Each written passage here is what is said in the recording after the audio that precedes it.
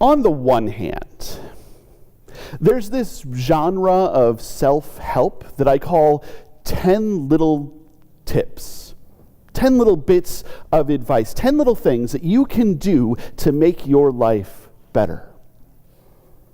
Sometimes it's not 10, sometimes it's 8 or 12 or 16, but it's always just a few, and they're always small, achievable things that you can do.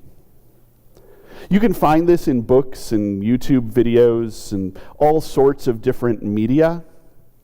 You can find it for having a relationship, getting married, starting a family, raising kids. You can find it for going to school or starting a career or rising in leadership or starting a business. I'll bet you can find it in growing a church and discipling people and helping people experience God more. But the thing is, there are 10 little tips. 10 little things. 10 small, achievable goals. If you just make your bed every day, if you just wash behind your ears, if you just show up on time, everything will work out. And you will be happy. You'll find love. You'll get married, you'll start a family. You'll succeed in school and find a good job and rise in your career. You'll grow a church and be preaching to thousands. If you look hard enough, you can find ones that will tell you if you do these simple things, if you make your bed every day and wash behind your ears and show up on time, you will be a real true manly man, or a real true womanly woman, or a real true Christianly Christian, or a real true whateverly whatever. Do the little things, and the big things will work out. The problem, of course, is that you can do the little things and not have the big things work out. You can make your bed every day and wash behind your ears and be everywhere on time and still be lonely. And still not have the job you want. And still not have a purpose in life. And still feel like you're not the person who you're supposed to be. And the danger is that we can keep focusing on the little things so hard that we forget what they're for and not realize that they're not getting us where we want them to get us. The worst version is that we can think that doing the little things is the same as being happy, and we can get adjusted to making our bed every day and washing behind our ears and going everywhere on time and being miserable and thinking, this is what happiness is. And happiness is kind of terrible. So on the one hand, there's this self-help genre, this 10 little things. And I'm not saying it's not important to do the little things. I'm just saying we can't put too much on them. So let's set that aside. On the other hand, there's this genre of meme, which is a sentence that exists in the world now. There's this genre of meme that you'll see on social media that I don't quite have a name for, but it's the not X but Y kind of thing. It's a thing that says we don't need equality, we need equity. We don't need equity, we need justice. We don't need homeless shelters, we need new housing policy. We don't need hospitality, we need justice. We don't need charity, we need justice. We don't need the little thing, we need the big thing. So stop focusing so much on the little thing and do the big thing. And the thing about that is, the big thing is pretty big. The big thing is pretty huge. And if telling people not to focus on the little things, but the big things worked, we wouldn't be trying to solve the big things anymore.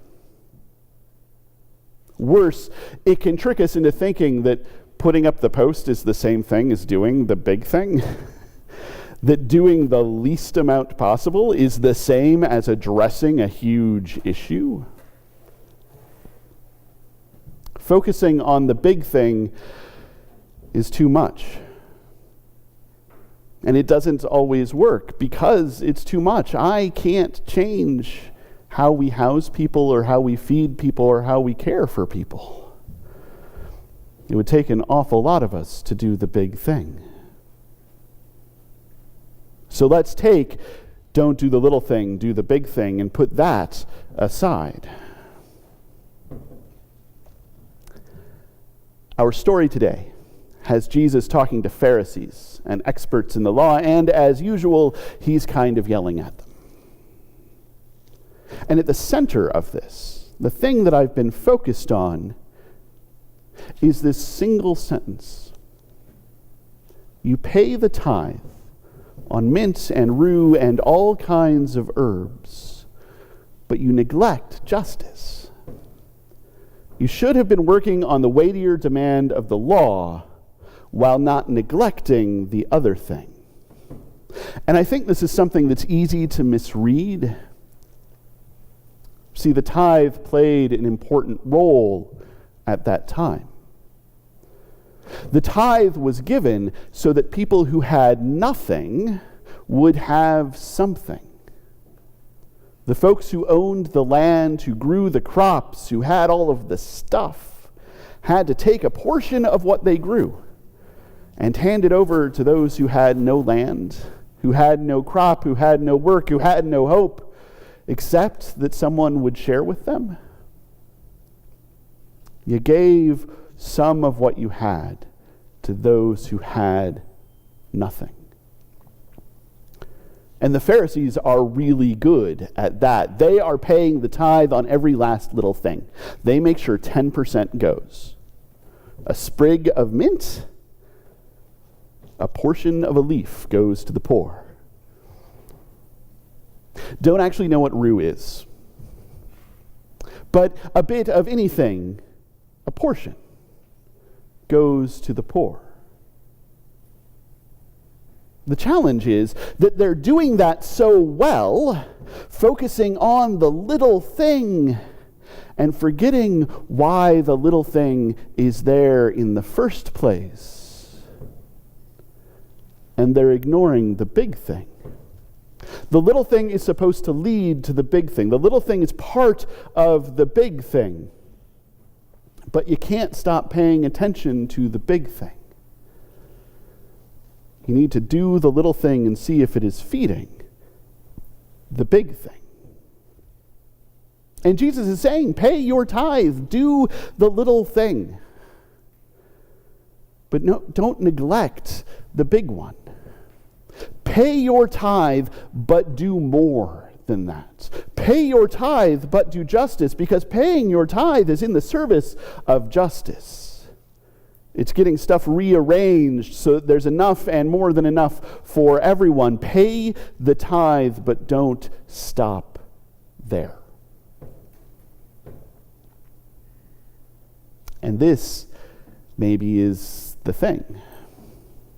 Those little things are important. By all means, make your bed every day and wash behind your ears and be on time. But if you're doing that in service of something else, keep an eye on the something else. Do more than the 3 or 6 or 9 or 10 or 12 simple things. Work for the big thing. And if you find that the little things aren't working, change the little things. But keep doing little things to make the big thing happen. We've been talking for the last few weeks about being human, about the life that Jesus calls us into, which is more than a life of just doing the stuff that Jesus said. It's a life of being alive, of having new life and abundant life, of being really, truly human as we are meant to be, and part of that is justice. And we have talked about faith. And I am going to tell you that faith is justice. We've talked about love, and I'm going to tell you that love is justice.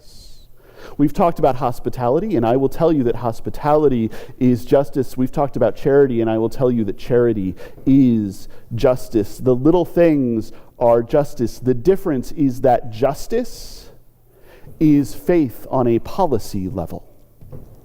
Justice is love made big. Justice is hospitality written into the law. Justice is charity as a basis for our economics. Justice is all of those little things that we can do one to one or one to a few, that we can do in our little lives, grown up, made big and powerful and strong and changing the world. So we do the little things. We do the little things so that they will grow inside of us. We do the little things so that they will be too much to contain within us. We do the little things so they'll be too much to contain in this room,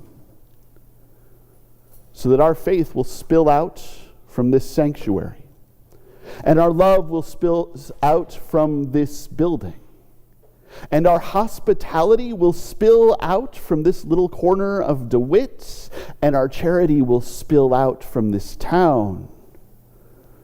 And God's reign of love will spill out from everywhere and fill the whole world. Justice is not too big a thing. It is just all of the little things that we do grown up. And so to be human, to have an abundant life, is to do the little things and feel the little things grow and help the little things spill out until the little things fill the world. And suddenly the big thing is here. And the world is full of justice.